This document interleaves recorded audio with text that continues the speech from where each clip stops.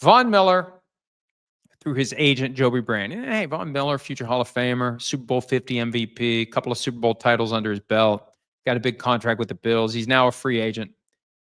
His agent, Joby Brandon, says that there are 3 teams interested in Von Miller, but Brandon wouldn't name the teams. Now, there is a rule of thumb in the agent business that if an agent claims that there are teams interested in the player, but the players, but the teams aren't named, there are no teams.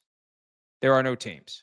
So I'm not a believer that that's true in every case. There are different reasons why teams don't want to be linked to a player. There may be other players they're talking to. They may have issues on their roster they're trying to resolve. They may want to go to a player at the position who's currently there and ask him to take a pay cut. And if he doesn't, then he's out and Von Miller comes in. We never know the backstory behind a team's potential interest, but there have been plenty of teams over the years, especially Bill Belichick's Patriots, that don't want anyone to know that they're interested in a given player.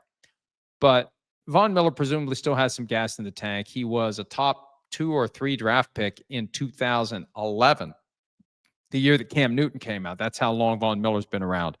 And he just keeps going. So good for him. And we'll see where he lands. There's plenty of older players who are out there still waiting for their next opportunity. I think once training camp opens, maybe once guys get injured, maybe once financial expectations reduce a little bit. It really would be hard. We've said this before in reference to Keenan Allen. You're still doing the same job you've always done. And you've been making $20 million a year. Now they want to pay you 1.5. Like, I'm not doing that.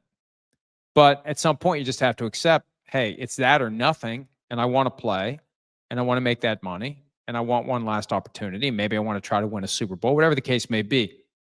I think we'll see some of these veteran players land once we get into training camp. But, every year there will be guys who aren't signed as the season begins or guys who get cut right before the season. And the argument will be, well, the team didn't want to have to guarantee their full salary for the year under the CBA. If you got 4 more years of service and you're on the week 1 roster, you get the balance of your pay as termination pay if you're cut. So that's always been we got to cut the guy before week 1 so his salary doesn't become guaranteed.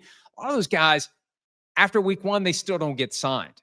I mean, it seems like that happens every year. Oh, that guy's going to get signed after week 1, and then he just never does. So we'll see what happens with Miller. We'll see what happens with the other veterans that are out there. But we know how this goes.